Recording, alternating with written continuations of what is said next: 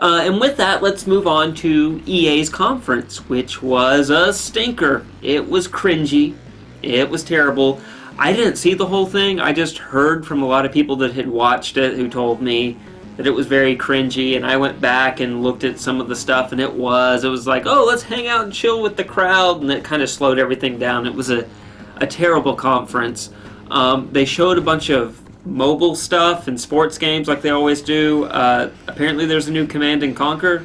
It's going to be mobile, so it's not really Command and Conquer. It's just EA bastardizing a once great series. The big surprise was Unravel 2. And when they announced it, it was also, you could buy it. I bought it. I haven't played it myself, but my daughters have, and they love it. And it seems to be everything that the first one was, but more so. The way they were enjoying the game. And then they also announced, I believe I have it written down here, Sea of Solitude. It looked interesting. It's interesting. EA's main franchises are terrible and crappy, but they managed to find these little indie developers and help publish them, and it's this weird thing where EA themselves are trash and garbage, but somehow they've been working out deals with some pretty, awesome studios that have come out with some pretty cool original ideas, like Unravel. Is it Unravel? I think it's Unravel. Not Unravel, but Unravel. And what was that one that they came out with where you escape from jail? It was co-op, couch co-op, wasn't it? It's going to kill me. Was it Get Out or something? It was like Get Out or Escape. I can't remember the exact name, but you guys know what I'm talking about. It's 2-player, you got to get out of jail, or prison, you got to escape. So there was that game. So they've been doing, it's this weird thing where all of their big AAA stuff is complete shit, but then they've been doing the small little indie stuff or supporting these indie groups on the side, and it's been awesome. So it's weird. They showed some more Battlefield 5. Lo and behold, we have a Battle Royale mode in Battlefield. That seems to be the thing. Call of Duty's copying it, Battlefield's copying it. I'm sure Destiny is probably going to get a Battle Royale mode. Everyone's going to copy it. It's the thing. It's the big thing now. Just like a few years ago, I remember every game had to have a Horde mode in it because of, Gears of War, and then also, whatchamacallit? I can't remember the game. I think Left 4 Dead. Left 4 Dead, at some points of that game, had Horde-ish modes in it where you would just defend this area from waves of zombies. And so everyone emulated that a few years ago, it seemed, and now, Battle Royale is the big thing. Battlefront 2, they came out. I did see a clip of this where the guys are pretty much apologizing for how crappy the game was and how it disappointed everyone. And then also said that we're getting a Clone Wars expansion. Cool, I guess. I have Battlefront 2. I've played bits and pieces of it, and it seems like if you have some friends, you can go online and have a great time with that, but I'm the only one I know who has it and plays it. So it's really hard to find people. It did have a great single-player mode. I actually enjoyed their single-player campaign. But, besides that, I guess yay.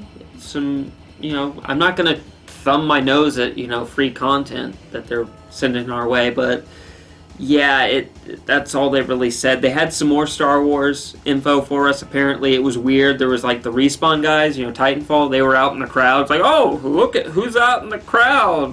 What are you working on? New Star Wars game, Fall of the Jedi. And there wasn't really much said. It was just weird. It's like, hey, yeah, we're working on a Star Wars game, Fall of the Jedi. I don't even think you play Jedi. I think you play probably Stormtroopers or someone hunting them down. Because, Respawn is kind of a first-person shooter-esque, studio. So maybe that's what it is. I don't know. Honestly, EA, in my opinion, has squandered the Star Wars license. I would like for someone else to get it. Maybe this is them, trying to make something of it. I think their days are numbered. I think Disney, when it comes time, is going to, when their contract comes up, they're not going to renew it. They're going to be like, screw you, we're going with someone else.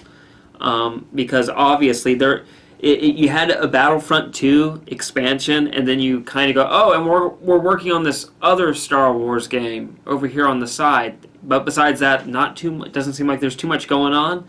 So yeah, I think their days are numbered.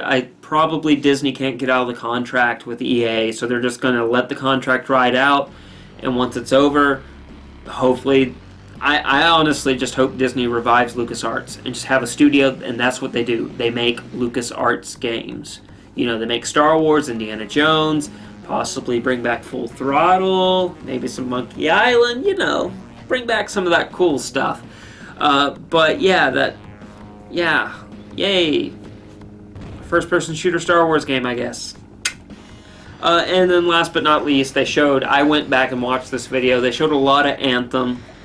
And I'm torn because I don't want to support BioWare right now at all. I mean, I love BioWare. I want to support them, but it's been a long time since they've proven that,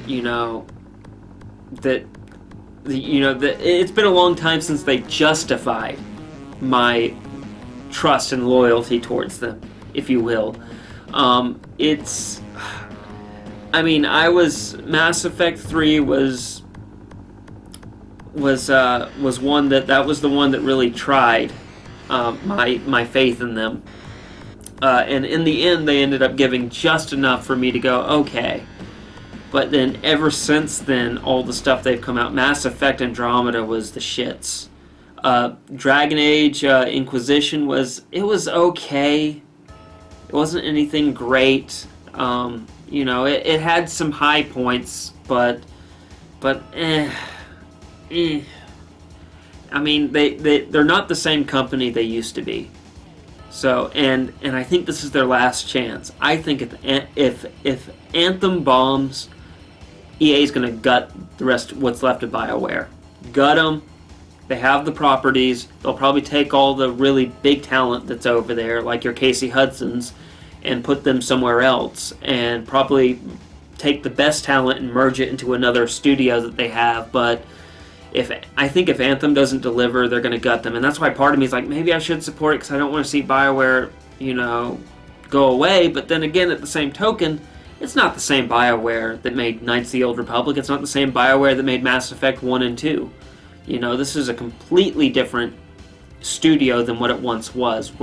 I don't think we're ever going to get another Knights of the Old Republic from them. I don't think we're ever going to get a Jade Empire from them. I don't think we're ever going to get a Mass Effect 1 or a Mass Effect 2 again from them. I think what we're going to be stuck with is what EA has kind of dictated from BioWare, We're going to get more Andromedas and shit like that, So yeah, I don't think I'm getting it day one, and honestly, this game just looks like a cheap cash grab it's like, hey, let's take Mass Effect and merge it with Destiny, and also throw in some Iron Man, because those suits, the little suits you get into, it looks just like Iron Man from the Marvel movies, to me. It has that feel to it, so it's like if Mass Effect, Iron Man, and Destiny all had, a threesome together, that's the child that would come from it, would be Anthem.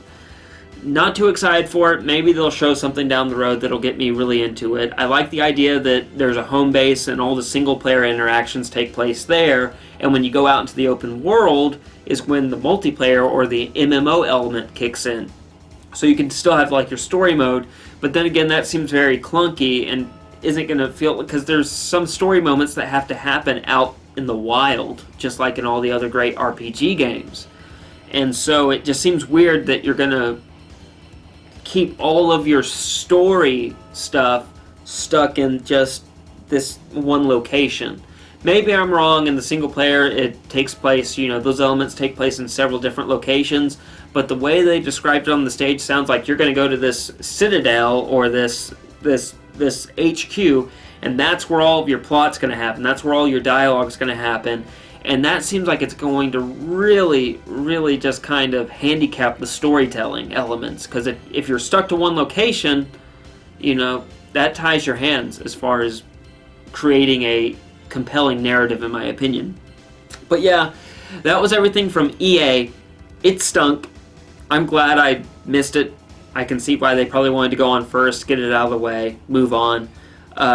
Yeah, that's all I gotta say. There's not much they showed that was awesome. Unraveled 2, or Unraveled 2, or is it Unraveled 2? It's either, I can't remember. Anyway, Yarny, he's back. He's got a buddy with him. That's the one that really excited me, and I got that game. Everything else, you know, maybe I'll take a look at it. Maybe Anthem will show me more later on this year. Let me know in the comment section below what you guys think. Remember to hit that like button, share, subscribe, all that good stuff. I really appreciate your guys' support on that. Thank you.